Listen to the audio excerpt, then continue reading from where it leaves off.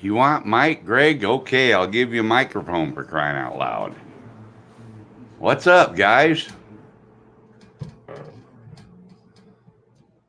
Hey, Ron. I'll move this to the side. Get my headphones on here for a minute. And stop sharing the screen.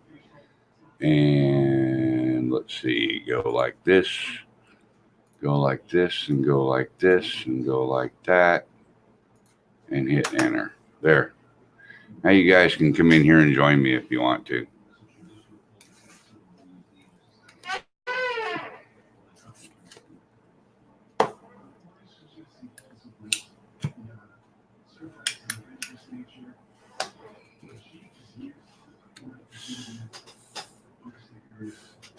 Did you like my dramatic panic ending, Greg?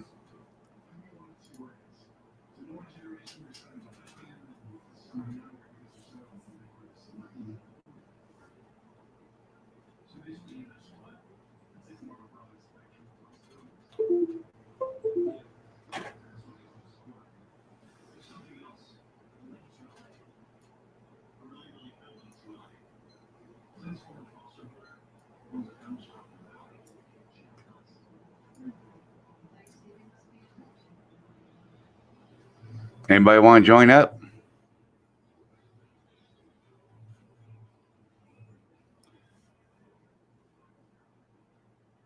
Is there anybody here to join up?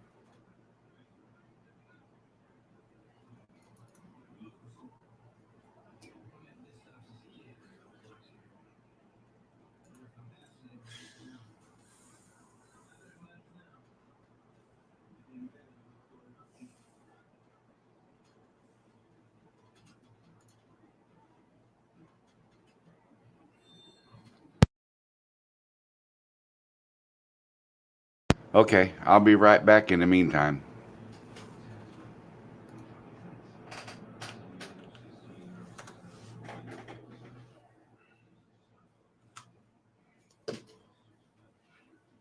How do I stop camera? There we go.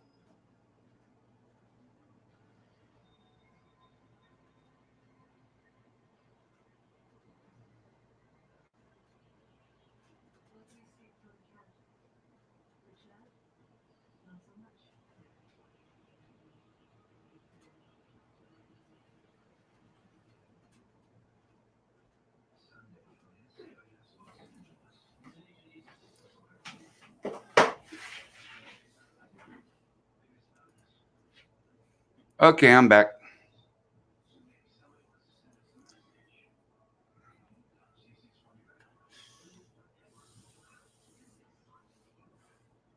Greg?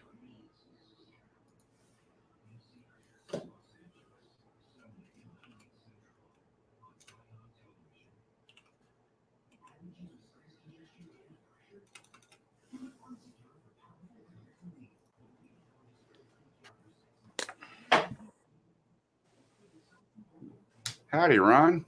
Hey Mel, how are you? Good. Where are you at? Oh, I'm up at work today. Oh, okay. Yeah. Haven't seen you in a couple weeks. How you been? Oh, What's that? oh,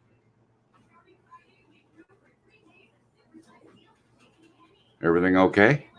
flip. Hold on, Mel. Um, there we go. I had the browser going. Oh, Can you hear me now? yep. Yeah.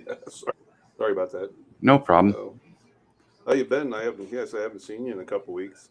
Oh yeah, I just been a little busy.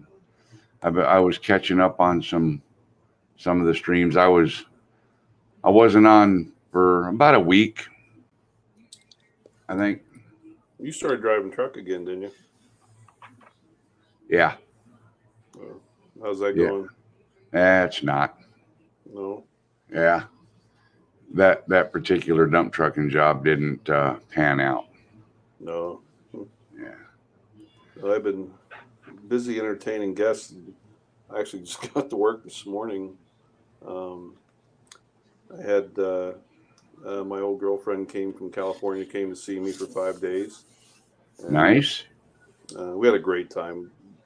We went kayaking, hiking, motorcycle riding, four wheeling, um, rock climbing. We did it all. Cool. Yeah, we had a blast. And then uh, yesterday, um, yesterday, Nacho was coming. He's on his way back to Pennsylvania, and his bike was kind of breaking down, and he needed to stop at Sturgis. Yeah. So he left his bike at Sturgis, and I couldn't leave the man hanging. So I went and Yeah. picked him up and brought him back to the house. He stayed at my house, and then I sent him on his way at 4 o'clock this morning because I had to leave for work. Oh wow. Yeah, and um, then I got other friends coming. I think they're getting there today. They were supposed to be here yesterday. They broke down on the Salt Flats. Oh Uh, geez. with the transmission went out of their truck. Oh man. Yeah, they were towing a toy hauler, and something went wrong with the transmission. And so I was making phone calls with some old friends in Elko, Nevada, and trying to help them out. And finally got them help and got them towed and got them to a garage. And, well, it was a mess. Well, Yeah. I'd be available for hire to go get their trailer and move it for them. But yeah, so I'm up at work here now till Wednesday. Yeah, Wednesday morning. And then I go home. They're still going to be there for the rally, so I'll get a couple of days to ride with them and have some fun with them.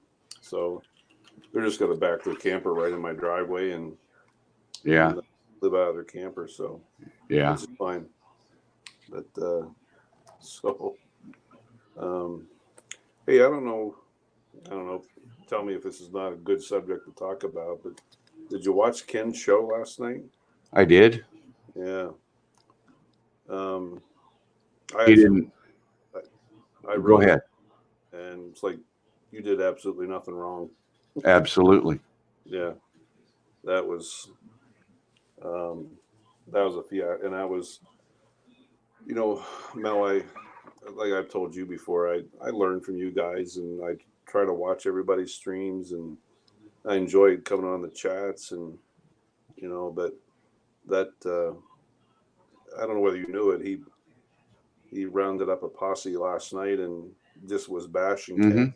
Yep. I That knew it. wasn't that wasn't cool. No, that wasn't cool at all. He pulled that video down, by the way. Yeah, he did. What's the I don't really want to get into it. I mean, I've had my share of run-ins and phone calls from Bill, Right.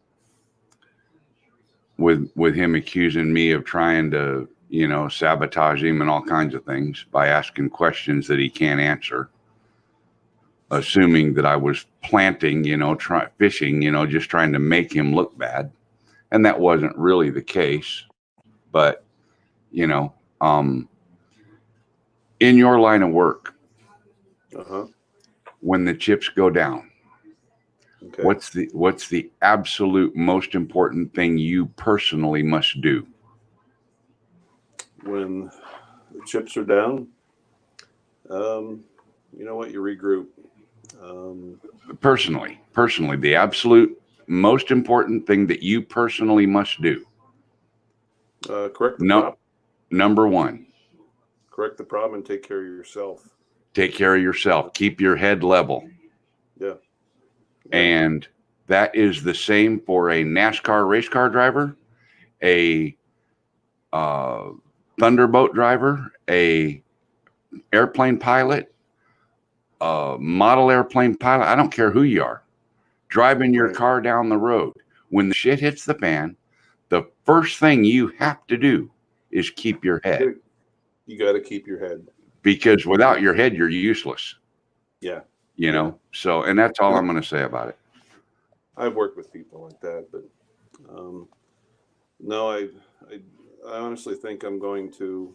Again, Mel, I try to support everybody, but I'm not going to tolerate that No.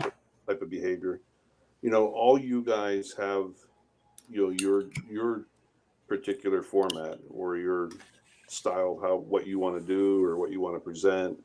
You know, everybody Right. has Right. their flavor, and you know, on Ken's side, you know, he likes the comedy side, and there's a reason why he has the amount of subscribers. I mean, people enjoy it. What bothered me with Exactly. that whole thing is he goes, "Oh, you played, um, um, you know, a section of the video that I didn't want you to." Well, you know what, Bill? If you look at the video you had 3 days ago, that whole thing is on there. Ken was nice enough to fast forwards through some of the silly moments. Yep. You know? Yep. And you know, I put a comment on Bill's thing today.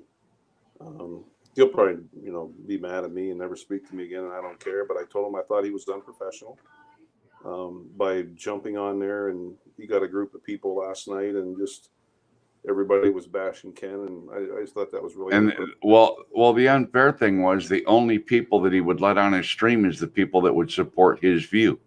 Right. He wouldn't let anybody neutral or outside with any other point of view other than his come on there. And anybody in chat that talked differently than his view got bashed as well. Yeah. You know, some of his good followers. So I don't know. I just um I tend to think that Bill made several mistakes, in my opinion, and this is just my opinion. And if he watches this, I would say the same thing right to his face. Yeah. I would be in essence saying it to his face if he watches this. Right. But his first mistake was putting the video on the internet. He should have never put that video up. Nope. He should have sent that video straight to Fluidity and worked with them. But that video, in my opinion, should have never been posted. Yeah. No. What he His did. second mistake was he panicked Oh yeah. with a DJI drone. And I don't care what drone it is. There's two major critical fail safes built into every single drone. Mm-hmm. The first one is if it loses contact with the controller, it returns to home. Mm-hmm. Okay? Simple. Shut your controller off. You shut your controller off, you kill the app to anything that you're running. Everything goes dead. The drone says, uh-oh, everything's dead. I better go home. Yep. The other failsafe, and I helped educate a guy out in California when I was out there flying commercially. He had a problem with his Phantom 4. It decided to return to home, and he had no stick control whatsoever. The drone was at about a 10 or 12 foot altitude over a river. We were above the river, but it was about a 10-foot altitude to where we were standing. It came back to its home location where he took off from, where it hovered. And I suppose it would have just hovered there maybe until the battery died. Then it would have landed. He could not land it. He couldn't do anything with it. I turned my pickup around and it was kind of on a berm on the side of the road, right over the berm. So I backed my pickup truck onto the berm, and one of the guys stood in the back of my truck and he reached up and grabbed the drone, right? So, Yeah. so now we pull it down to about 5 feet off the ground. Well, now it's struggling because it wants to go back to 10 feet. Right. So it's running full throttle. And the fella that owned the drone, Dominic, he reached up. I was holding both landing gear of the Phantom 4. He reached up between my hands and tried to turn the battery off. Ooh. It wouldn't turn off. Wow. No. We could do nothing to change what that drone wanted to do. So I told Dominic, I said, I can shut it off. He says, there's no way to shut it off. And I said, yes, there is. I said, DJI builds a failsafe into their drones. If they get tilted past 90 degrees, it'll kill the motors. I said, a lot of guys do it really quickly. I said, you don't want to do that. That stresses the motors in the gimbal. If you do it nice and slow, let the gimbal slowly reach maximum travel, then finish tilting the drone, it'll shut the motors off. He said, okay, if you think it'll work. So I very gently rolled the drone over till the gimbal made maximum travel. And once it gently stopped against its maximum point, I rolled the drone on over and shut the motors off. Nobody in that group, there was 7 of us out there. All of them are 107 pilots, every single one of them. And not a one of them knew that you could do that with a DJI drone. Really? Not a one. Well, I'm not saying that I know everything. I would be a fool to proclaim that. But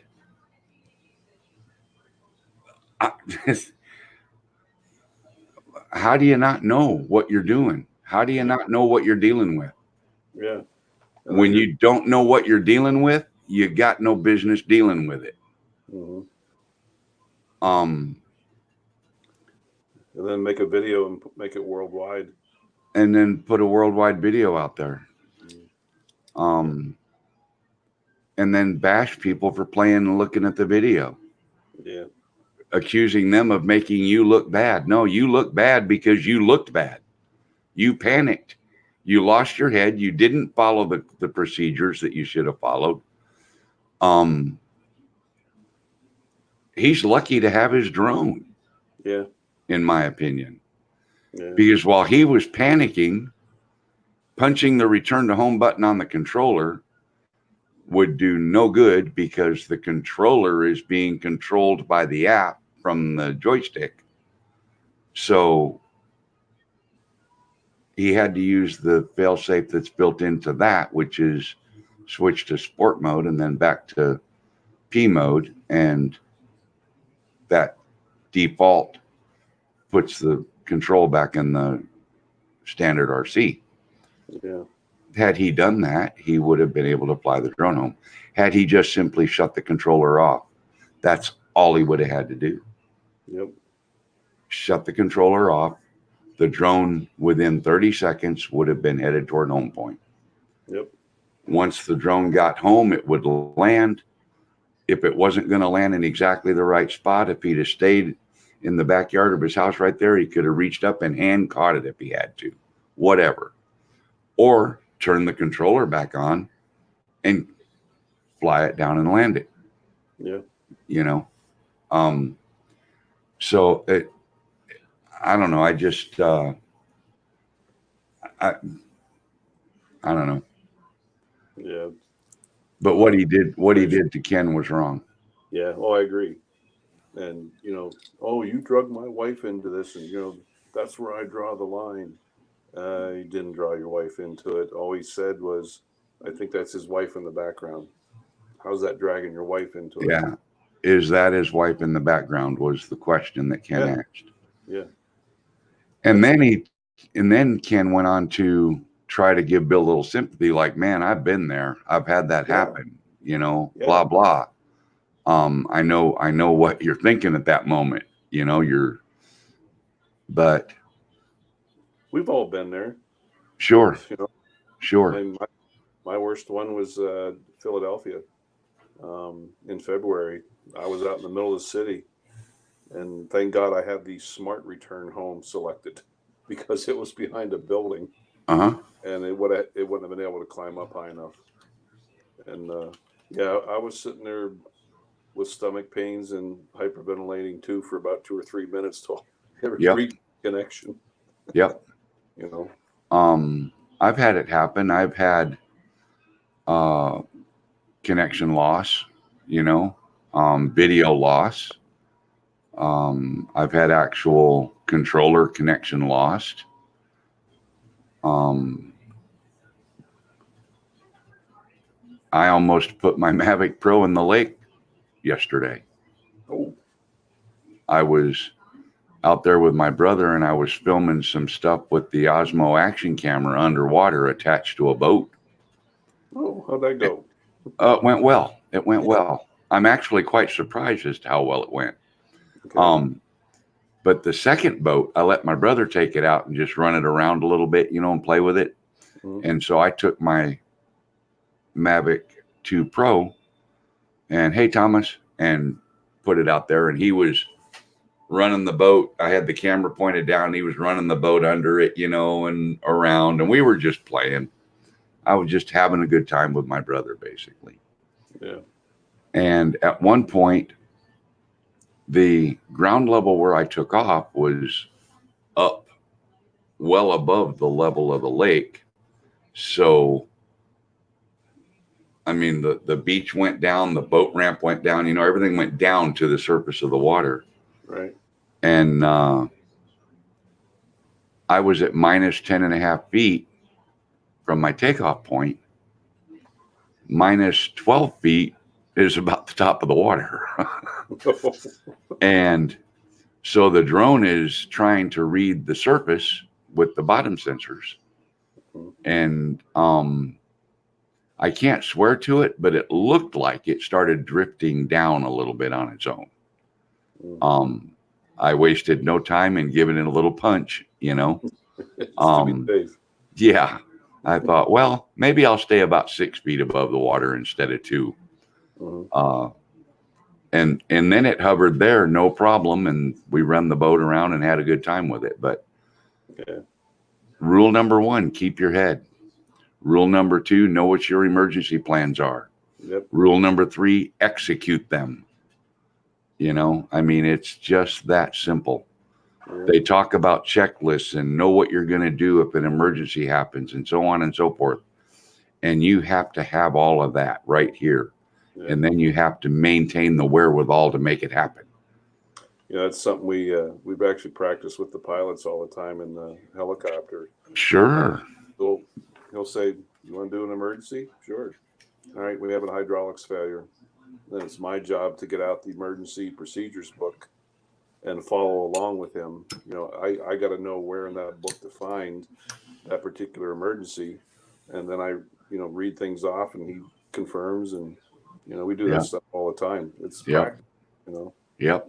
But yeah, it was a shame last night. I wrote Bill. I didn't write Bill. I didn't comment on any of his stuff. I've not said anything publicly. I just think it was very sad that he did that. I wrote him. I was not. I don't think I was derogatory or malicious or in any way, but I did tell him. I said I'm very disappointed in his actions, and I said that's not what we're about. We're about helping each other, and you know what's happening to our drone community. You know. Yep. And, you know, and I said what you need to do is you need to take down that initial video because it's 10 times worse than what Ken even showed. You know, Ken got his permission to put it up there. You know? Well, Bill was claiming that Ken didn't play the video that he gave permission to play. Right. and that Ken violated copyright rules. And whether Ken played the video they agreed on or not is really here nor there, I guess. Yeah. If they had an agreement, I've not seen the emails, so I don't know what was agreed on. Yeah. I can't talk about that. What I can talk about is the copyright issue. Any video that's publicly placed public on YouTube, you as a YouTube user can use all or any part of that video under the Fair Use Act for education purposes. For any kind of purpose, you can use it. Right. Bill was squawking about um, uh, copyright violation, and Bill uses DJI's videos in his videos all the time. Yeah. He doesn't get their permission. It's fair use. It's out there. It's public knowledge. Mm-hmm. You can use clips of it. You can use the whole thing. You can do whatever you want, basically. There's some rules you have to follow, but still the point is it wasn't a copyright violation. Yeah. I tried the Osmo Action out on the motorcycle. Yeah. You know, I have a Harley, and they vibrate like a Yep.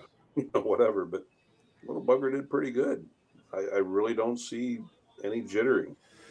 So I had the the rock steady thing on, and Right. no, it performed pretty well. I was pretty pleased. Even when you were parked at an idle. That part, no, I didn't. I didn't test that.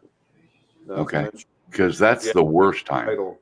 Yeah, you're vibrating pretty good. Yeah. But just at a, Is that because they have a really tall cam in them or something, or what is that? Why is it that they do that? I think so. Yeah. Yeah. I mean, some of the newer ones, like I have a 2014, but it's not too bad. I remember my dad's, my God, that thing was so, he had a 65 and a 66. Oh yeah. Those things that rattle themselves apart going down the road. The old pan heads. Yeah, pan heads, shovel heads, flat heads, all those heads. Yeah. I don't even know all of them, but I know there was 2 or 3. Yeah. And I always swore if I ever got a motorcycle, it'd never be a Harley because I want to spend more time riding it than I do working on it. But that's based on the old days. Yeah. That's all my dad did. He'd ride it one day and work on it the next. Yeah. So, yep. But, what was Lloyd? I got to go back and try and find that. What was it? Oh, and that guy's talk show, call-in show, or video call-in show. Yeah, Lloyd was talking about. They had some guest on there that apparently was confused. No. I forget how he described that. Well, that's how Lloyd described it, but that person actually knew exactly what they were. Oh. Lloyd's so funny, man. He's a trip. We would label them as confused, probably. Okay. But the funny thing in my line of work, matter of fact, one of my good friends, she is a county health nurse, and she had to go to a mandatory seminar on that very subject, on how to address, and she could be considered to be, quote, insensitive if she addressed them in the wrong manner. In other words, called them a ma'am or a sir. Right. They sometimes referred to as a they or them. Right. You got to be careful in today's and that's really sad because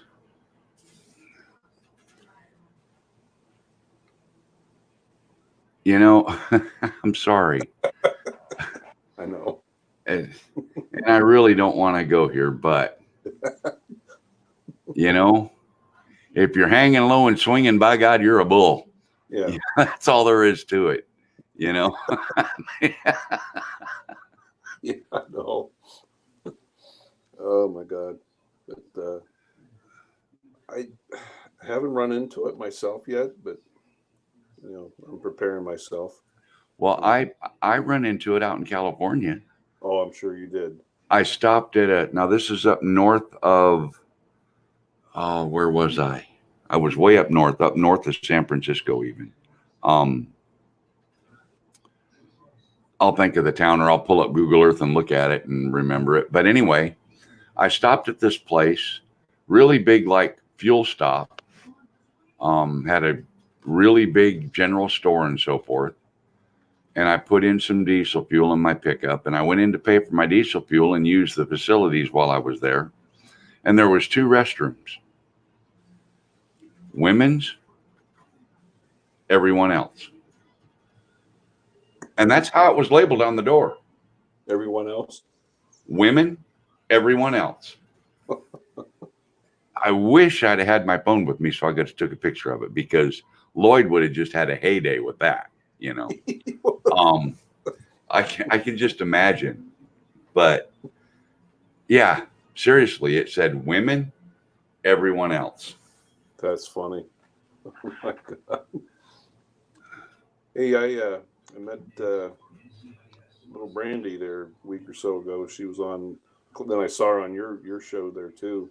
And she's a little fisherman. Yep. I tried to I tried to prepare well for having her on. Had her send me some images ahead of time so I could do a slideshow like I did with you. And I think the show went well. I think everyone liked it. Yeah, it was good. Yeah. Yes. Except I didn't leave her hanging.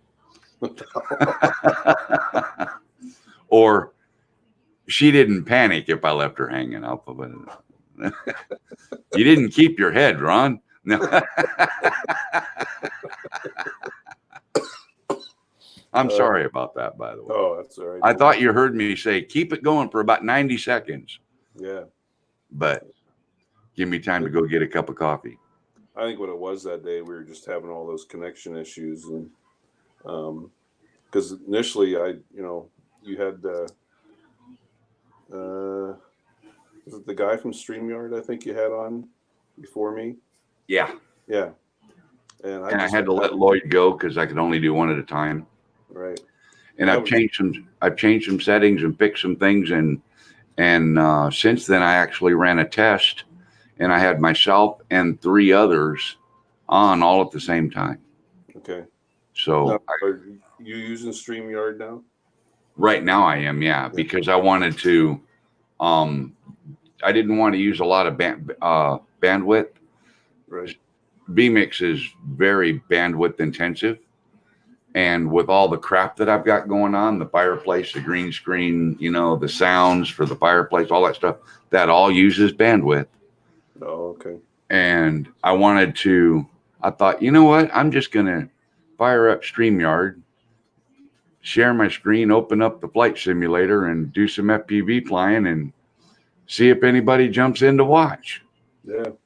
So I'll be on, and because I have like the notification bell, for you and several others, and I seen you on there. I'm like, well, he's having a good time. Yep. It seems to be the up and coming thing. Everybody's getting into FPV now. I don't know. I mean, have you invested much into it at all? Or I've got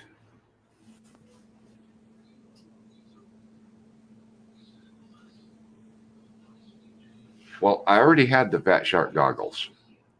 Okay. I bought those a while ago. I bought those a year or more ago. Bought them off eBay off a guy for $300. Are they good goggles? They're the best when it comes to FPV. They are the best. Right. Except for now, they might be second best because DJI just came out with that digital system. Right. But that digital system won't work for me with this quad because you can't add nothing to it. Oh, This quad wouldn't get off the ground if I added all that stuff to it. It'd be too heavy. That requires the regular, 5-inch, 6-inch, 7-inch quads with the bigger motors and stuff with a stack so you can add the things you need to add in there. right. I'm doing it mostly because I wanted to get a little bit of experience with it as to what it was like. I've flown I gotta quit saying I have flown my Phantoms and stuff with the Fat Shot goggles, and that's kind of cool to where all you see is a screen. You got no outside influence.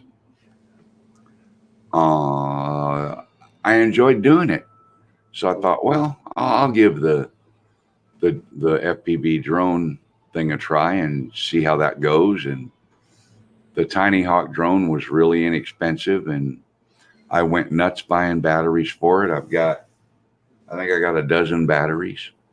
Jeez. You know? Yeah, pretty sure I got like a dozen batteries for it. I got 2 batteries for the controller. So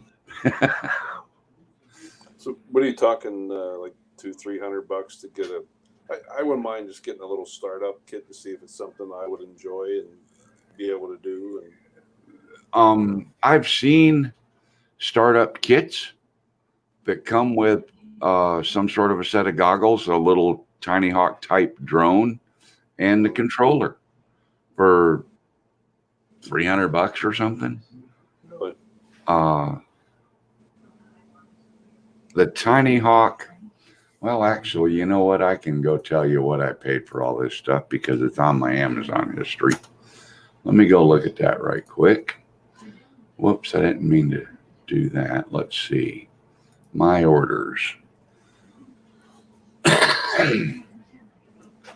The charger that I bought that charges all of my nickel, cadmium, and nickel metal hydride batteries, that was $69, but it's a really, really, really good one. It charges lipos and everything. right? That actually was free to me because I had $69 and some change in points. Okay. So I used my points to buy it. I bought, what else did I buy? Where is all this stuff? I bought a charger for the 2 cell batteries. That was $20. The Tiny Hawk drone, the Emax Tiny Hawk, was $90. The Tyrannus QX7 controller was $130. Batteries, pack of 4 for $22. Pack of 4 for $22.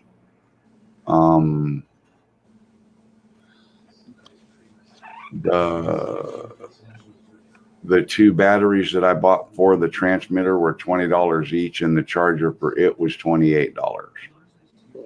It's not bad. So if you add up all those numbers, it's not terrible. What kind of time do you get out of a battery? Don't have a clue yet. I've only flown the drone once, Oh, and it was out here in my driveway, and I crashed it. I didn't really crash. I landed, but it's not where you wanted. yeah, I landed because I did chop the throttle, but I chopped the throttle because if I didn't, I'd have been crashing into trees and things. Oh, And my property's wooded. I got 5 acres, and it's all wooded except for where my house and stuff is. And wearing the goggles, and the drone went down in the weeds oh, next to the trees, and I had no idea where. which tree? Exactly. Yeah. So I thought, well, maybe I'll hear it beeping, because it's supposed to beep. Well, Either it wasn't, or I didn't flip the right switch on the controller, or I couldn't hear it. Probably all the above. And I thought, man, I could spend hours looking for this thing. Mhm. And I thought, wait a minute, I was recording in the DVR and the goggles. I'll go put the video in the computer, and that'll give me an idea if I watch the video. And it did. It gave me an idea of exactly where it was. It was out behind the barn, behind the garage, and I got close to it, and I throttled the motor, and I saw some bushes wiggle. I thought, there it is, you know. Yeah. I got a little closer, and I could hear it, so I knew that. So that's how I found it. What kind of range do you get? No clue. I don't know. I watch guys like Ed Ricker and stuff, and they get further away than I would at this point in my flight experience with it. So yeah, I'm going to stay fairly close. Yeah. Like I said, I'm thinking about just getting some kind of startup kit just to, just to play, see if it's something I like. Well, I can send you a list of links of the things that I bought on Amazon. Mm-hmm. And I mean, you wouldn't have to buy a whole bunch of batteries, and you wouldn't have to buy that big fancy charger, you know. You Right. do need a set of goggles. I bought a set on eBay for $300. They're older ones. They're Fat Shark Dominators. It's the same ones Ken has, I think, for the FPV goggles. The controller and the drone was basically about $210 together. $20 on a battery, on a set of 4 batteries, and $20 for a charger, and you're in the game. You know, so $250, whatever you can get a set of goggles for. Yeah, I have an old set of goggles. They're the Zeiss. I forget, but you hook your phone into them. It's probably the wrong kind. Oh, yeah. I don't know if that'll work. I don't know how that would do. I don't know enough about FPV to be able to do it. Yeah. I couldn't tell you. But once you get the drone and the controller, then you have to set everything up. Mm-hmm. And you have to use a program called Betaflight to do that. Okay. And you have to kind of tune everything together. And that was a little bit tricky. Yeah. But finally got it working and got it flying. So we'll see. No, you don't have to register those, correct? No. They're too light. Then, what's the camera? 720p? Yeah. Okay. I think so. I got lots of open woods. Go try it. So hope I don't get into a situation like, oh gosh, what tree did it land beside? Yeah, you want to be in a good open area. Yeah. There's a football field. Oh, excuse me. Right down the street from me. And yeah, I can go down there. That would probably work. Yeah. It doesn't tell me on the Amazon listing what. No. On the Amazon listing, it just says 75 millimeter FR Sky ready to fly, FPV beginners durable. It's got inverted motors with full acro level horizon mode. Mm-hmm. Lightweight, great for beginners. D8 receiver compatible with the FR Sky controller. Speeds up to 35 miles an hour. Oh, no kidding. Safe and great for indoor racing. F4 processor, ultra fast gyro system. So, yeah. Wow. So it's everybody pretty much recommends that particular one to start out with. A lot of guys build their own, don't they? Yeah, if they're big into racing and stuff, yeah. Yeah. Or if a lot of guys do it, maybe not even for racing, but just because they like to do that. Right. Yeah. I don't think I'd get in. I don't know. Maybe I would. I mean, because you have to know how to solder and everything, so it's not something everyone can do. Right. And I mean, I was soldering when I was 5 years old, for crying out loud. But Yeah, I just want something just to play. I mean, I'm sure I'll never get to that caliber as some of those guys are, but I just want something, like, hey, I'm bored this afternoon. Grab 4 batteries and run down the street and yep. just if I can crash it a couple times. Well, I think the battery flight time is like, I don't think it's 5 minutes. Oh, really? Yeah, I think if you get 5 minutes out of it, you didn't fly it. Okay. Wow. Yeah.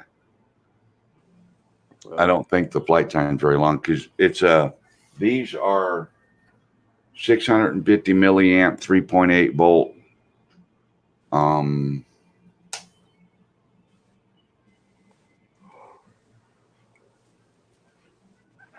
2.47 watt hours. oh, wow. So yeah, pretty low. Yeah. But I will give you a piece of advice that I didn't get when I bought all mine and didn't know when I bought it. What's If that? you do get the Tiny Hawk, Mm-hmm. the lead that's connected to the drone is only about that long. Oh, wow. Okay. Um,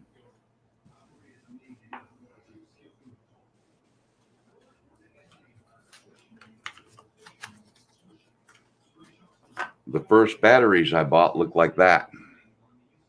Oh, wow. That's the connector. The lead's not long enough to plug into them. So I got 4 of these 550 batteries that are absolutely no good for me. Hmm. So when I bought the 650s, I made sure they had a pigtail on the lead so that I could plug them in.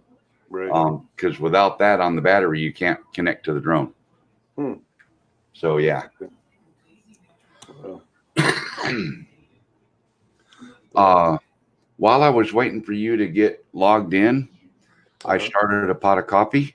Okay. I'd really like to go get a cup, but I don't want to leave you hanging.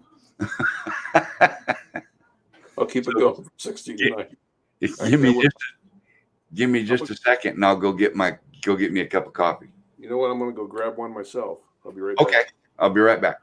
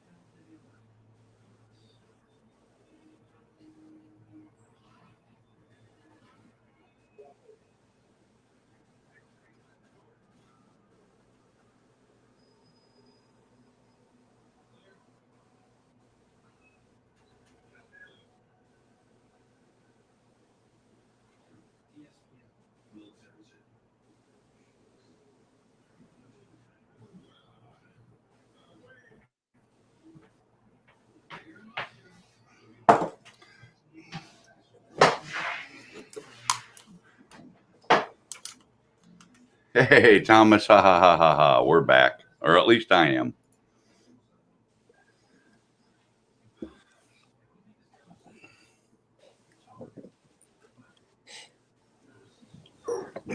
So, Thomas, you say I'm moving to the dark side, huh?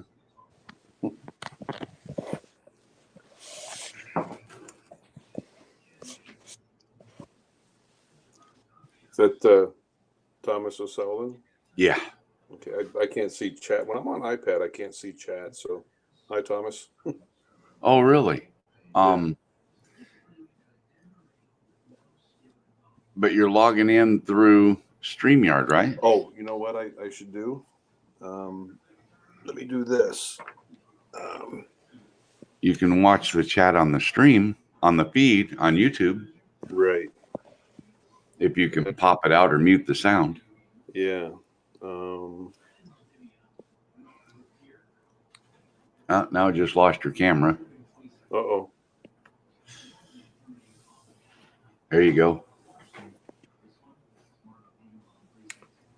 I know you're just kidding, Thomas. I know that. Yeah, I would have to have both things up. Let me try this real quick. Yeah.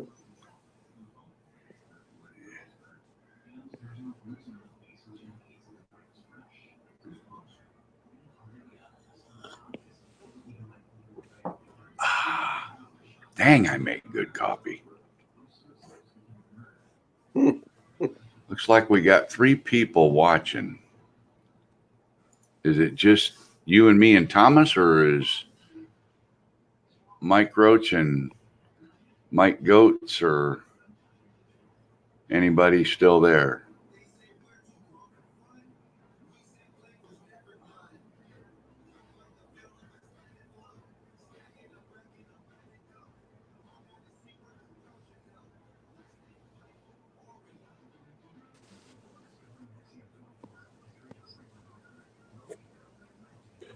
Yeah, some reason can't shrink.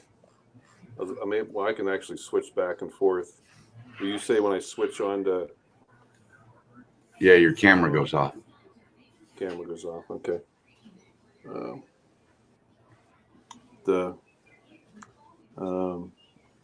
yeah. So anyhow, believe it or not, I actually came to work and I didn't bring my drone. Really? I haven't done that in a long time. That's a cardinal sin. I know. It's like a party foul. Yeah, exactly. Yeah. I just, not that I don't think anything would happen, but sometimes I get a little nervous. I mean, sometimes we leave here. I think, granted, we're behind an airport fence, but you never know who comes crawling through here. Well, but don't you have secure areas Yeah, that are locked up that people can't? I mean, like lockers or something that people can't get to. yeah. Place is not 100% secured yet. They've got it set up. The people are supposed to be coming pretty soon, where you're going to need a badge to get into the building. Yeah. Once that's done, then I'll feel a little more secure. But when I bring my drone, I just don't bring just the drone. I've got the controller in there. I've got, Yeah. my camera in there. I have a big backpack that has all my camera gear in there. Right. I'm down to one drone, and but still, there's a lot of money sitting in there. I've still got that Inspire. I know. Hint, hint. I know. If you still have it in December, there's a real high chance I'm going to get that. That's when I'll actually be, how do I say, a little more financially set up. I get kind of set back. I had some surgeries in January, and I'm just now getting, over the last month or so, I've been getting a lot of the bills that the insurance did not cover. Right. I'm about $5 to $6 grand in the hole. So I want to get them paid off before I voice. And I'll start guiding here pretty soon. got about another 3-4 weeks. I'll be starting the guiding job, and Yeah. yeah, I can pull in some quick cash on that. Now, Start what's it take for hunting licenses and stuff to do that? Do you have to have a license from your own state, or do you have to be licensed up there, or how's that work? in the state of Wyoming. See, I live in South Dakota, and the rules are totally different. But um, the guy I work for lives in Wyoming, and in South Dakota, you can just apply, get your own license, and you can be your own hunting guide. It's pretty simple. But in the state of Wyoming, um, I actually have to work as a guide underneath a licensed outfitter. Oh, So okay. I can't just go out and be a guide. I have to Right. work for an outfitter. I Okay. got to take a state exam, um, and then every year I have to renew my guide license. It's about $150. Excuse me. And any infractions, DUIs, anything like that, that can be pulled. So Oh, wow. yeah, I got to be really careful. So what about the hunter? What's required for the hunter? Um, Is he covered under your guide license to hunt in that state? right. In Oh, the state of Wyoming, I want to say it's something like 80% of the property is privately owned, and um, it's my boss actually. He leases 30 ranches. We have over 300,000 acres of hunting property. That's what's difficult is I got to learn this property. Um, I have a GPS that I use, and then the GPS I have what they call like a property software. I can walk up to a fence, look at the fence, and look on both sides of the fence and see it's Smith on one side and Jones on the other. on You your know, GPS. right? Hmm. Okay. So it's my responsibility to make sure that my hunter doesn't trespass. Um, you know, and in Wyoming, trespassing is that's some serious stuff. Oh, I They imagine. do not. Oh, it's terrible. They can. We actually we had a hunter, couple two hunters in a four wheeler last year. Um, they're on the edge of um, state property, but we caught them. Um, it was me and one other guide out with our hunters.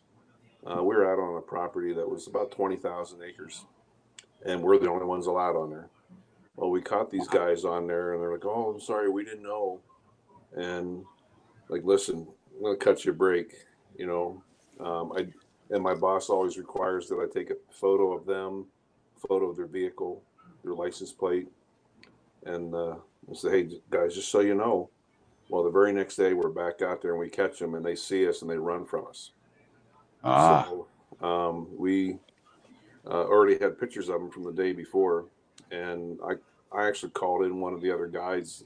He was in a adjacent property about 2 miles away, and he come running up his four wheeler, and between the three of us, we tracked this guy down and we cornered him, and we confirmed it was the same guy. Said we're not going to sit here and hold you or try to arrest you, or we can't do that, but we're taking all this information to my boss, and then he'll do what he sees fit. And right. we turned him into the game warden. The guy lost his hunting license, his guns, um, four wheeler. I forget how much the fine was. Yeah, and he was in some serious trouble. Wow. And we explained to the game warden, we cut him a break the day before. He gave us, "Oh, I'm sorry, I didn't know." And trespassing over there, um, I had a scary moment 2 years ago. My boss's son-in-law, um, my boss's son-in-law's father owns a big piece of property, um, and we have hunting privileges on there. I knew of the guy, I knew the property and where the boundaries were, but I had never met him. I knew his name, but just never met the man. And one day, I have one of my hunters, and I go up through this gate, open up the gate, and drive up through in my truck. And I'm about halfway up the pasture, and I see this pickup truck coming up behind me and loaded for bear. Right. Tires squealing and dirt Right. flying. And I'm like, who the heck's this? And he came up and he's banging on the horn, and he come flying up and he's packing on his side, and he's reaching for it as he's getting out of the truck. And then Right. when he came to the side of the truck, he slowed down because we have magnetic signs on our doors that say the name of our outfitter.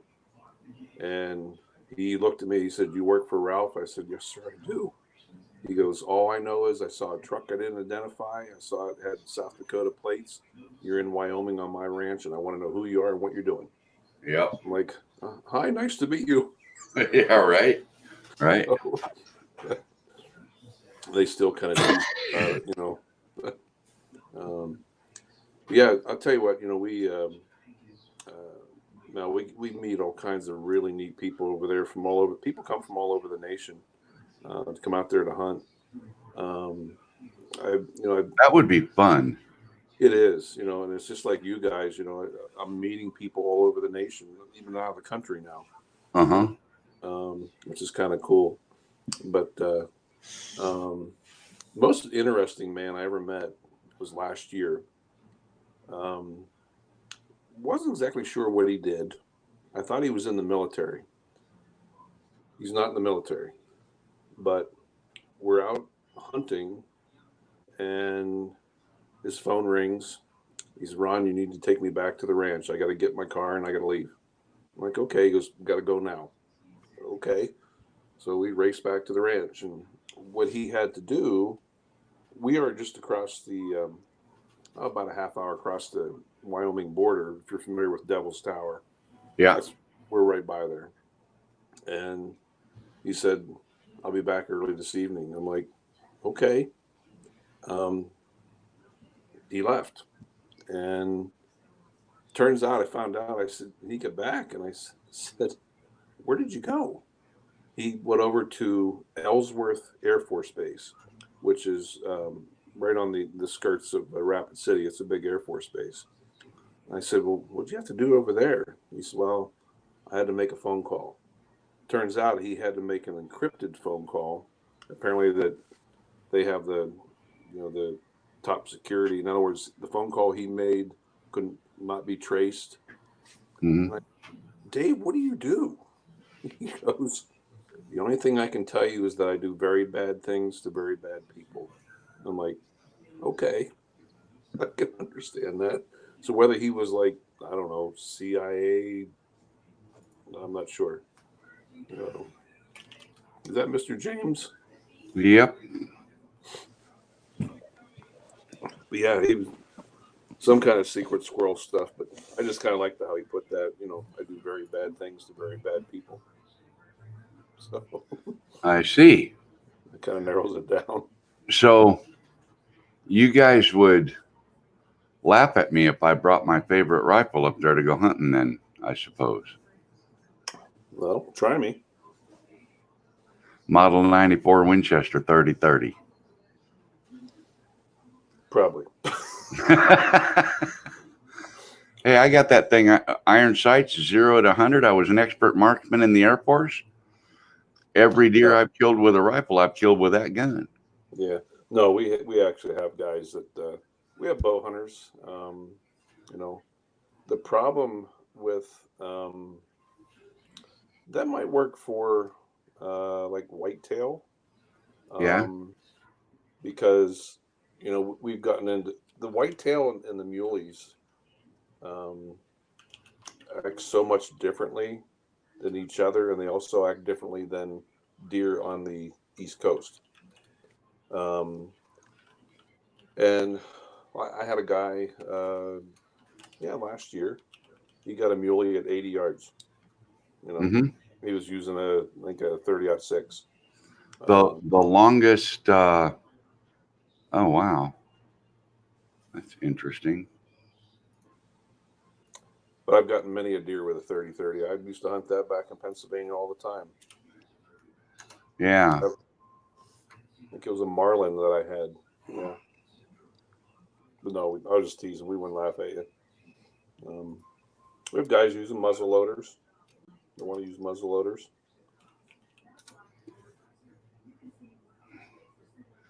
Um, I hit a deer at 230 yards. With the 30-30? Yep. Holy smokes. And dropped it. Impressive. Wow. Yeah. I had to aim about 6 inches above, 4 inches, 5 inches above its shoulder, but Right. you know, Yeah. because that's not, 30 caliber, especially out of that gun, is not moving really super fast. No. But when you're using, lead filled hollow points, it's still a 30 caliber bullet hitting your target and doing the damage. Yeah. I gotta admit, I cheat a little bit. I bought a range finding scope. I have on my 7 mag. This company called Huskama. They're a range finding scope. There's an outfit out in Cody, Wyoming. They're called Best of the West. They're actually a hunting show, Uh-huh.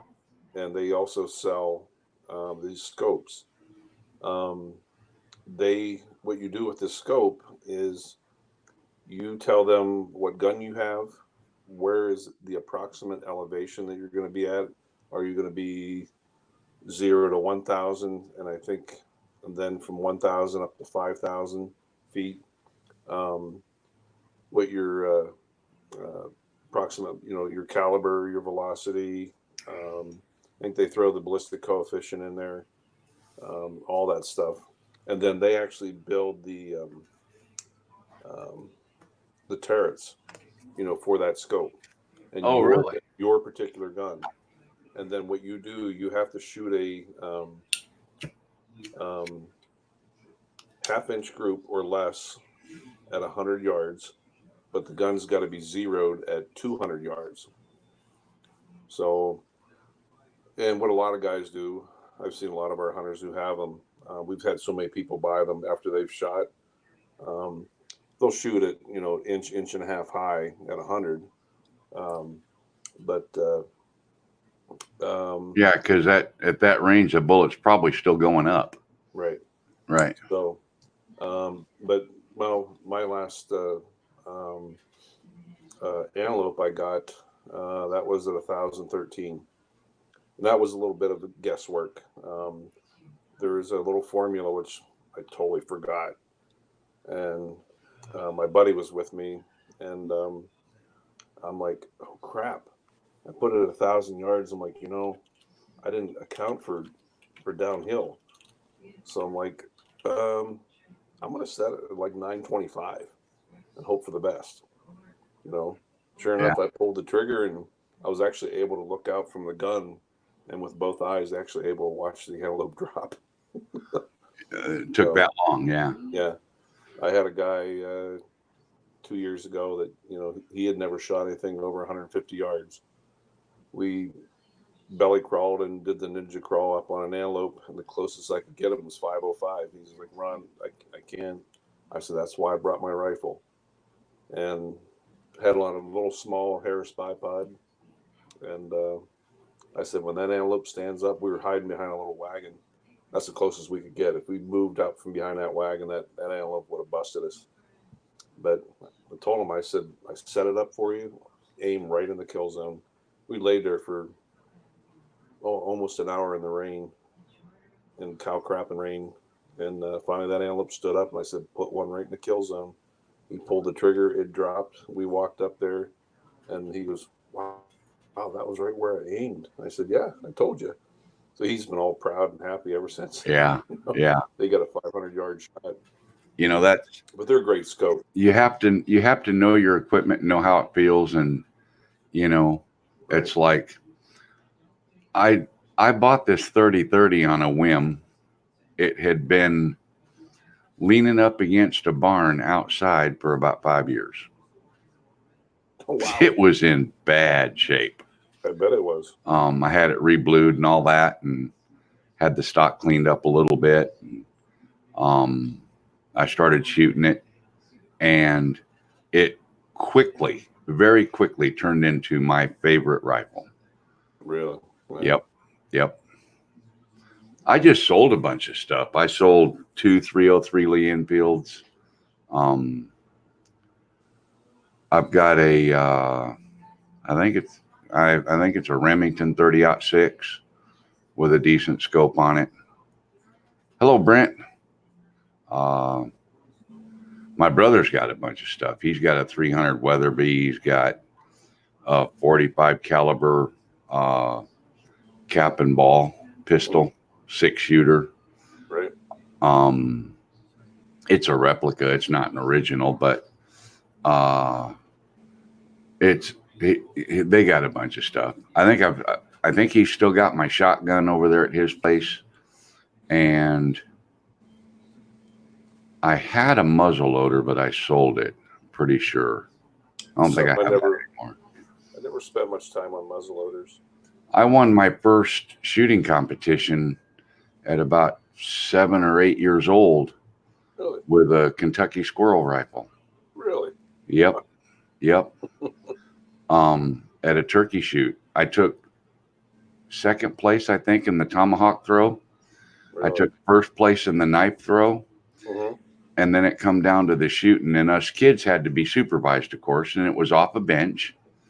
And it come down to me and this one other kid, and we were shooting 45 caliber, wet patch, black powder. Well, we made our own balls and we cut our own patches, and my dad had the loads worked out, with just the right number of grains of powder to put in. We had a 30-06 shell or something that was cut off at just the right amount. So when we fill it up, we knew that was the right amount of powder to dump in the barrel and so on. And it had a hair trigger on it. It had 2 triggers, and one of them was a hair trigger. And I think he put that on. I don't remember, but you think shoot and the gun would go off. I mean, it was that sensitive. Right. So it come down to me and this other kid for first place. So we had to do one shot at our target, same target that we used already. And he made his shot. They cleared the range, and my dad set the rifle down on the bench, and I sat down on the stool, and I settled in and made my shot.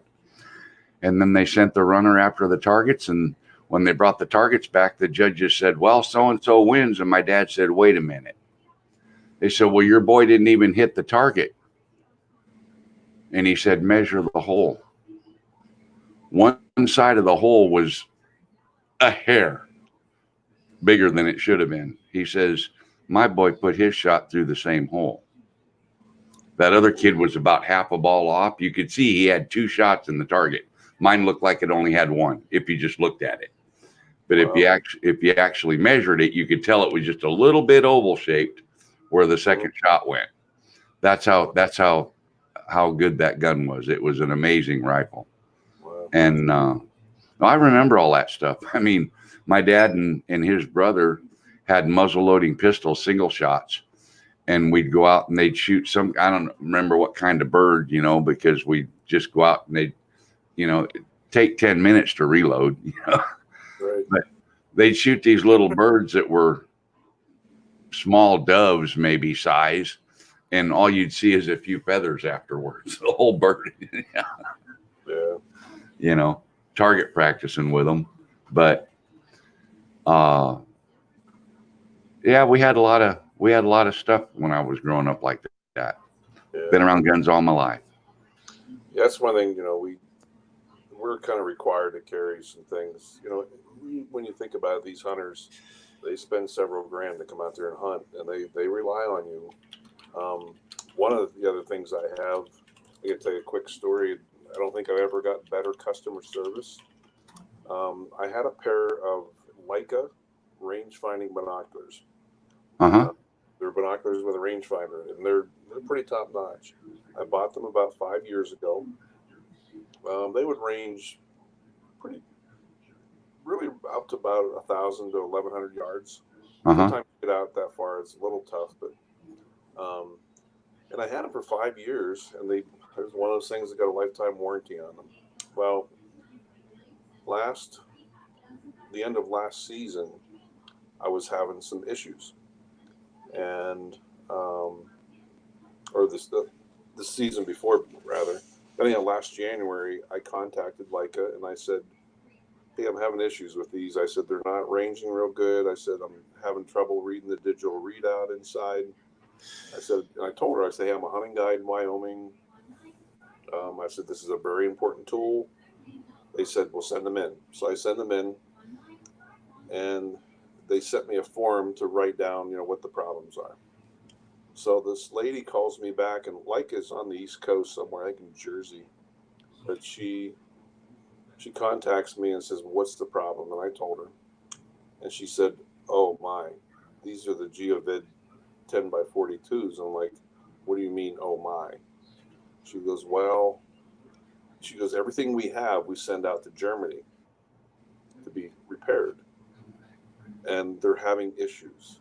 I'm like, "Well, explain these issues to me." And apparently they weren't getting them. This particular model they were having a lot of problems with. She goes, "We got guys waiting a year to get them back." And I said, "Well, I can't do that."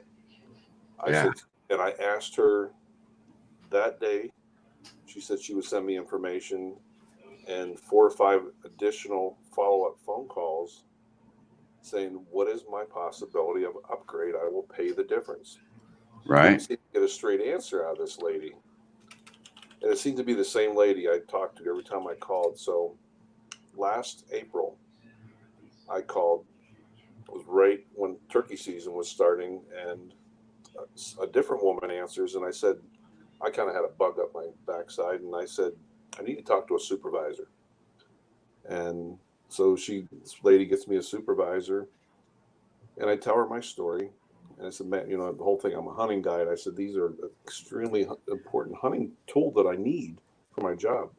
I said, "I can't be without them, and I can't wait a year to get another pair." And she said, "Sir, let me look at your records." Well, apparently every time you call, things are recorded and notes are put in the computer. She said, "Let me put you on hold for 2 minutes while I read your file." And she did. So when I bought these things 5 years ago, they were $1,600. Yeah. So she comes back on the phone and she said, "Mr. Lockwood, this is unacceptable." I'm like, "Okay." She goes, "This is not how we treat our customers." She said, "Tomorrow morning on your front door, you will have a brand new set of binoculars, and it's not the same thing you sent us. And you will like what I send you, and I'm going to send you something else." I ain't kidding you, Mel. The next morning, UPS overnight, um, she sent me a brand new pair of binoculars, and it wasn't what it was their top of the line binoculars. They were valued at $3,500. Oh yeah, and Wow. and a $200 gift certificate. Then later that afternoon, I got a phone call from her wanting to know if I received it and if my faith had been restored in Leica. And I'm like, um, I'm kind of speechless, but yes. Yeah. Yeah. To say the least. But I'll tell you, boy, they are great though, because every hunter I have, the first thing they ask, "Give me a range," and I'm sitting there with them, and you hit that button, and they are so quick. They Yeah. range like 2,200 yards. They're phenomenal. Wow. But that, my GPS, and a good, accurate long distance rifle is pretty much the three things that I need. Yeah. Yeah. Wow. Yeah. Yeah. Um, I've always I've always just done the gut feel on the shot and the range. mhm. Um, I've never shot a deer that I didn't hit, and I've only hit one that I didn't find. Mm. So that's pretty good because a lot of guys will shoot a deer and they'll never find it, you know. Yeah. Um, Do you still hunt at all, or? Whenever I can, and now that I'm off the big road, you know, and home more, I'll probably do more. I've got 5 acres here, and I can hunt on my land. I don't even have to buy a state license. Oh, really? Yeah, there's a little form I can fill out in the hunter's handbook and keep that with me, saying that I'm the landowner and I can hunt here. Yeah. Now in your Tennessee, how are your deer? I mean, you get big buck there? Small. No, they're small. Okay. I killed a decent sized doe. It was small, but it was still okay. And I got like I think like 60 pounds of meat. Mm-hmm. So it wasn't like it was, you know, a big 150-pound doe where you end up with, you know, 100 pounds of meat. You know, I had Right. 50 or 60 pounds maybe. Mm-hmm. And that one I actually took to a processor and had them package it and grind it and do all the, you know, steaks and everything for me. Right. And that one I actually shot with my bow. I think that was the one. It's hard to remember. I haven't hunted in about 5 years here on my own place. Really? But my brother hunts every year here. He put between what he had given to him and what he killed here on the property, he put like 6 deer in the freezer last year. Right.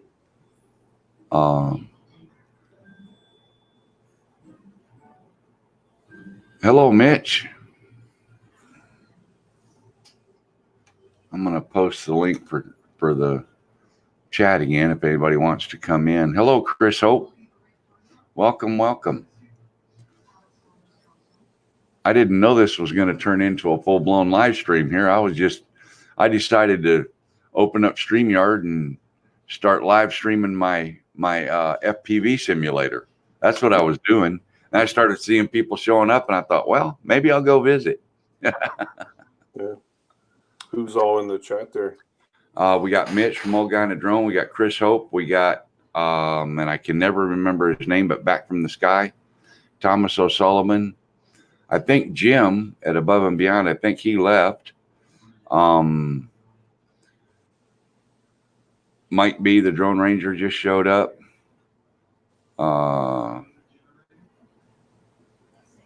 So yeah, there's a total of 15 people in chat right now. So all you guys over there in chat, hit that like button, man.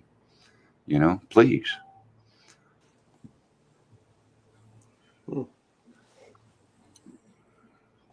But you're usually on your Sundays? Usually Sunday nights. This weekend, though, it's going to change. I'm going to do it at about 10 or so Sunday morning. Oh, okay. Yeah, because my guest is out of country and 7:30 p.m. is like 3 a.m. for them or whatever. I don't know what it is, but 2 in the morning or whatever. Mm-hmm. So I'm going to... who do you have coming on? I'm not going to say yet. No. I'm going to keep it a surprise. Okay. Yeah. Tomorrow I'll put a video together. Okay. And hey, that's nacho cheese. Yes. Oh. And you tell him everybody who's in the room except me. You leave me out. I'm getting a complex now. What's that? Give me 1 second. Well, you know how it is. I'm old. Yeah. What happened to Ron? He ran away. Probably getting a coffee refill. And that's about what I'm going to do here pretty quick. You want me to take care of everybody? I don't know. Are you packing? Always. How far did you make it, Nacho? Past Du Bois, Iowa. Oh, Du Bois, Iowa. I'm like, Du Bois, Wyoming. You're going the wrong direction. Moving south, are you? Are you headed for Tennessee? No, I'm heading home. I had a day. My bike needed some servicing, so I spent a day with Ron. You know, Ron Lockwood, He that guy. was talking about that earlier. Yeah. And so I kind of my schedule is all thrown off. Like the people that I wanted to meet are not going to be available the days that I was going to meet them. So I decided just to start heading home. Oh, okay. This is the boring part, the straightaways. Yeah. So, yeah, I have 1,100 miles to go. Wow. I'm gonna do at least seven. I did 700, almost 700 today. I'm gonna do probably the same tomorrow. Holy, 700 today? Yeah. Did leave at 4:00 this morning. Yeah. I was on the road for about 14 hours today. Wow. So With you're stops. at a cushy little hotel, and No, I'm waiting for hookers to knock on the door in the hotel I'm staying in. I don't know how that worked out for you. You know, if it's more than $30, I don't. You know. Okay. Don't worry, I got my blue light out to check the sheets. I'm gonna have my. Oh, geez. That's scary. I at least go 60. Scary is doing it before and after. Oh man. Yeah, kicked the poor dude out at 4:00 this morning, Mel. I was ready. Put him on the road. Of course, In the fog with all the animals. Yeah. In my cup. That doesn't say anything. You know, the cup is what matters. Yes, Speaking of cups, mine's empty. I'll be right back, guys. Okay. So I don't know if I can do it.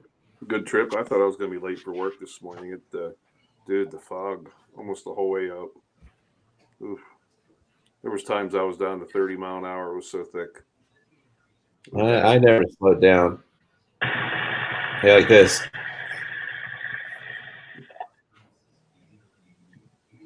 Can you see it? No. It's not sharing that? Oh. It's me getting pulled over. Oh. Uh-oh. Oh, no. That's a bummer. Yeah, I got pulled over. Did he cut you a break or no? He gave me the trauma center special. You know, he brought it down to 10 over. The ticket's like $70, $74. Where were you at?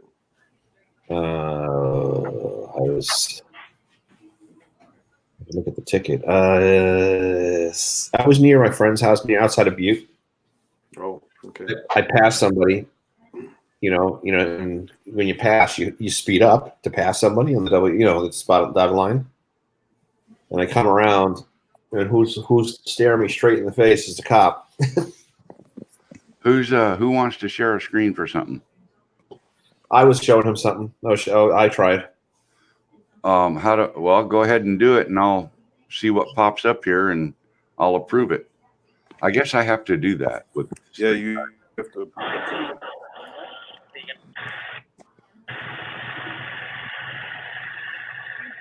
Oh, so you got pulled over? Yeah. The camera's really dirty from the rain. It was just raining. And what did you do wrong, you outlaw, you? I was speeding, of course. Oh. And did he collect your autograph, did he? He did. But he didn't ask for much money, so I was happy to give it to him. Okay. I just woke him up. And you don't need to hear me. Yeah. Hanging out with felons, Mel. You say that like it's a bad thing. Oh. Oh, well. That's all right. Yeah, I come around the car and he's staring me right in the face. Like, no. Oops. Yep. And believe it or not, they will pull you over. Yeah, he did a U-turn. I got it all on the camera because I have a like a dash cam like people put in their car. Yeah. Oop. And he just froze up. All right. Right in the middle of his story. And he's back. I'm back. Yeah. Maybe Or maybe not. not. What's that? You're lagging out real bad there, Nacho. It's that's what happens when you go in a room that's you pay by the hour. Is he messing with us now? You don't get the best internet. Well, isn't the Ritz Carlson next door? Just connect to there. I was looking at more.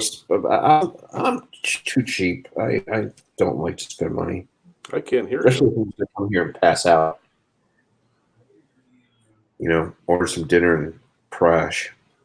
What was I looking for? Oh, I was trying to open up the browser so I could see the chat. Because Thomas is probably yelling at me, going stuff, and I'm not hearing what he's saying.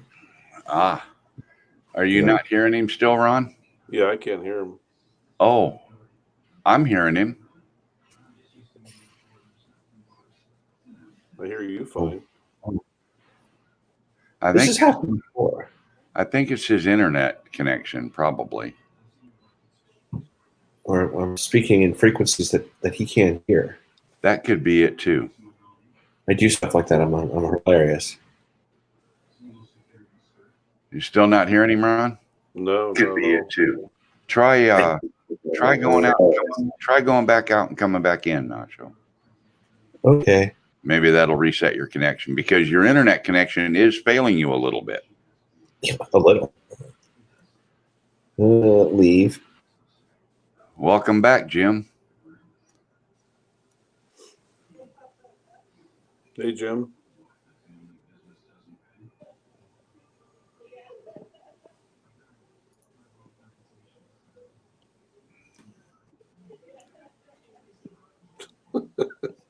There's your brother. Yeah. The dreaded one. Brother from another mother. Mother. It's Jim. Yeah, look what you brought back with you. I mean, come on. Hey, Ron. I'm not hearing Jim now either. You're not hearing. Are you hearing me? I hear you just fine. Ron, you can't hear me? Jim, can you hear I me? should drop out. Jim, you can hear Nacho? I hear Nacho. See, it's Ron, not me. Maybe it's Ron that needs to drop and come back. Okay. That's weird. And see, if I was in my vMix, I'd be able to fix it. But because I'm in StreamYards, it's like no fixing it. And my phone is blowing up out in the kitchen, so somebody's texting me like crazy or something. That or Gary's tweeting like a mad dog like he usually does. Wow. Okay. How about now? I hear me. I hear Nacho, but now I don't hear Jim. Jim's not speaking, believe it or not. No, my mic is on. Can you hear me now? Oh, now I can hear everybody. Yeah. All right. Okay. Hey, Mitch. Yeah, so I kind of expected Lloyd to pop in here, but he didn't. See the way he is? No, I mean in the stream. Can you hear that rain in the background? Is that too Yeah. loud? Yeah. We can hear it. All right, let me turn down the mic. It's pouring out, man. Is it really? He's in the chat. Yeah, I know he's in the chat. Oh, is Greg's show getting ready to start, Lloyd? Is Greg going on tonight? Because I know he did one last night.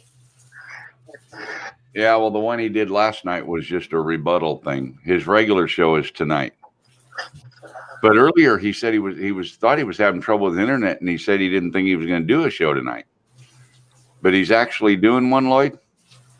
He couldn't get any picture but him up on the screen last night. and it was froze. Yeah, you noticed that, right? It was Yeah, only his picture on there. I watched it this morning. What show are we talking about? Oz my drone. Yeah, Greg at Oz by Drone. He did Show? he did an impromptu live Oh, okay. stream last night after the drama. So Ron, Oh, can yeah. you hear us now? Say again, Jim. Can you hear us now? Yeah, I can hear you All guys good now. So now that Dennis isn't there, you can talk about him.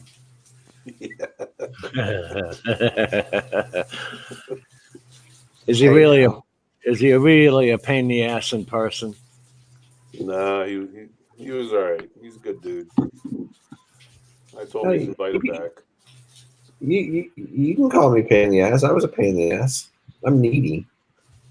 I put everything back where I find it. If that's what makes up for anything. No, we sat around, made popcorn, and watched the entertainment on YouTube last night. We watched Bill self-destruct. Yeah. I think everybody saw that. Wow. Oh, so he answered my comments. I see that. He has. Yeah, but I don't, because I think I tried to be as neutral as possible in my comments. Yeah. Because when we watched it, we watched that live, and then we were like, we laughed and everything. It was nothing. But and then when we watched his rebuttal, we were like, yeah. But then we rewatched it again, and it was like, nah, he didn't really do anything. Right. He had me because I came in and I hadn't seen what Ken posted yet, and then he was saying that he brought my wife Valerie into it and all this. And hey, you guys know I would have been pissed too, right? But then when you watch it, that's not what happened. No, he was being fine. Okay, so I'd like to stop this, guys. I don't want to carry on about that. Okay, I appreciate it. I'm trying to stay out of that and stay neutral with it. And everybody that knows me knows I've had my share of run-ins with Bill over this same type of stuff. So I just don't care to add fuel to the fire. Just for the record, one last thing. I don't like either one of them. So there. So I don't care who's right or wrong. That is unfortunate because one of them really is extremely knowledgeable and has a lot of talent when it comes to flying. Okay. Well, I didn't say I hated them. I just said I don't watch them. I'm not subscribed to either of them. Ron made me watch them.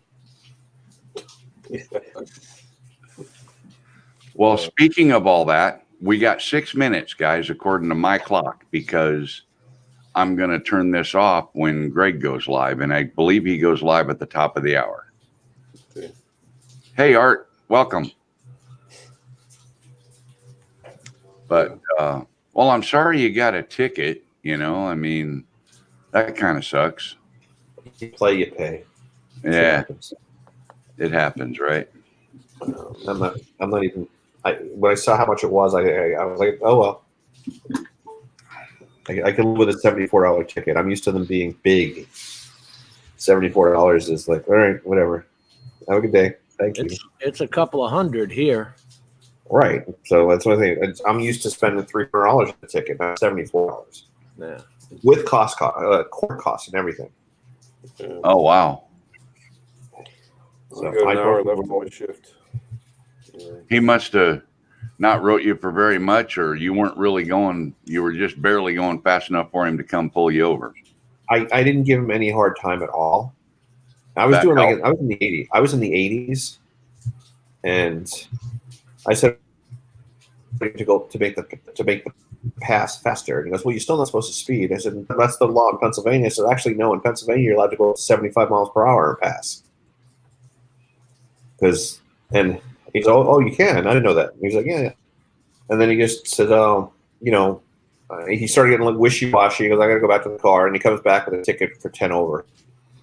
There you go. And the points don't transfer to Pennsylvania, so I don't care. Yeah, as long as you pay it and just make it go away, Pennsylvania will never see it.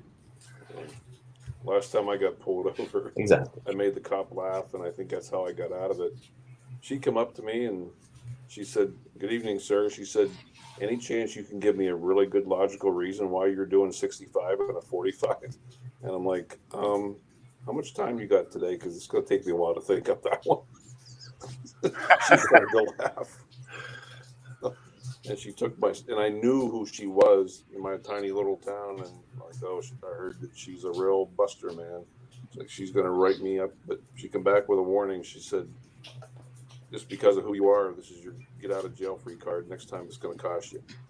So I was Last thankful. time I got pulled over for speeding was right after I bought a brand new truck. It was a 2001 Kenworth W900 extended hood. And I was running up 95 in North Carolina. And I was coming up behind one of our other trucks, based on the trailer. Ooh. So I kind of stood on it a little bit to catch him a little quicker. And I got up next to him, and it was my old truck that I traded when I bought my new one. So I started telling the guy, hey, that's my old truck, man. And we started yakking, and I knew exactly to the letter how fast that truck would go. I said, you want to ride for a while? He said, yeah, let's go. I said, okay. So I increased my speed considerably and set my cruise control at 92 in the 70 zone. Now, mind you, 15 over in a commercial vehicle is considered reckless, where it's 20 in a car. But anyway, so we're yakking on the radio, and I'm giving him all the information, when I change the oil, when I put the tires on, all this stuff.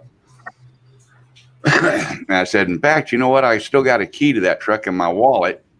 We stop up here for lunch or something, I'll give it to you. He says, you're kidding me. I said, no, I got a key to that truck in my wallet. He's like, all right. He said, all these lights down the side, why do they keep cutting off? I said, you got somebody riding with you using the bunk AC, don't you? He said, yeah. I said, tell him turn that fan off a high down to medium, and that'll quit happening, because those lights are all wired to that circuit. You're overloading the circuit breaker. It's popping out and popping back in, and that's why the lights are going off. So he told her, turn the AC down to medium. He turned the lights on, and the lights stayed on for an hour, till we parked. Well, we're riding up the road, and we come through a clearing in the trees, and there's a little white Ford LTD or Crown Vic or whatever sitting in the middle right there. And I was talking to him, and I just kind of let go of the microphone and let it swing down on the cord. And I just said, oh, shit. Yeah, the famous Crown Vic. Yeah, we were going so damn fast. 22 over, okay? We went strolling by him. He didn't even try to chase us. He called us on the radio and said, hey, you two boys want to put it on the shoulder for me up there? So we pulled over and stopped. We met him standing between the two trucks. He parked behind Jim, was the guy's name, kind of odd enough, but he parked behind Jim's truck. I was in front, so we met in the middle. And he said, you was driving that front truck, wasn't you? I said, yes, sir. He said, do you have any idea how fast you was going? I said, no, sir. He said, good answer. He says, is your logbook right? I said, my logbook is so right, it shows on duty, not driving at this mile marker right here on this highway right now. He said, there is no way your logbook is that up to date. I said, well, it is. He says, your bill of lading match your load? I said, yes, sir. He says, your permit book all straight? You got everything? I said, yes, sir. He said, you got a hard copy of your last DOT inspection? The truck was 30 days old. So, of course, I had the hard copy of my DOT inspection. I had to get it inspected to put it on the road. I said, yes, sir. He said, okay, go get it all. Like, all righty then. So I walked up to the truck, and I got all the stuff. I swung the back trailer door open. I laid everything out, including my logbook. I opened it up to that page right there, and he looked at that. He says, it does show on duty, not driving right now, doesn't it? I said, man, I know what happens when we lie to you guys. I watch cops. And that's exactly what he did. He kind of chuckled. He said, okay. He said, you're still going to try to tell me you didn't know how fast you was going? I said, yes, sir. He says, how are you going to stand here and tell me that? I said, you want the truth or you want me to lie to you? He said, don't lie to me. He says, I ain't give you these tickets yet. I said, okay. I said, the truth is there's no numbers that high on the speedometer dial. Huh. That made him laugh again. Because you know at the bottom of the speedometer dial down there where it says MPH for miles per hour. Right. Well, that's how fast we were going, MPH. That's where the needle was. Wow. This is the first ticket that That truck actually I had like in probably 20 years. But I didn't even bother trying. You're breaking up again, Nacho. I think you said it was the first ticket you had in about 20 years. You didn't even bother trying to talk your way out of it. But so this truck had a digital readout with engine RPMs, oil pressure, temperature, speed, all that stuff, you know. So he hands us our tickets, and he wrote us for 72 in a 70 zone. $50 ticket, okay, in a big truck. He said, now, if you show up at court and try, Nacho just dropped. He said, if you show up in court and try to beat this, I'll tell the judge how fast you were really going. I said, you would? He said, yes, sir. I said, no, for $50, I'll just pay it. I said, it stays here in North Carolina? He said, absolutely it will. I said, okay, I'll just pay the $50. I'm not going to worry about it. And I said, by the way, I said, how fast were we going? He says, when you went by and I locked the radar, it was reading 92 miles an hour. I said, I'll be damned. He says, what's that about? I said, that's exactly what the computer digital readout on my motor was telling me. Have a nice day, officer. But, well, it's 3 minutes after 8, guys. And I believe that, let me go check. I believe that probably Greg has started his show, because I think he's supposed to start at the top of the hour right here. Yep, he is live. So, well, Mel, good chatting with you, Jim. Good seeing you. Let's kill this and go over there. Okay. Thanks, guys. Okay. Talk to you all soon. See ya. Bye-bye.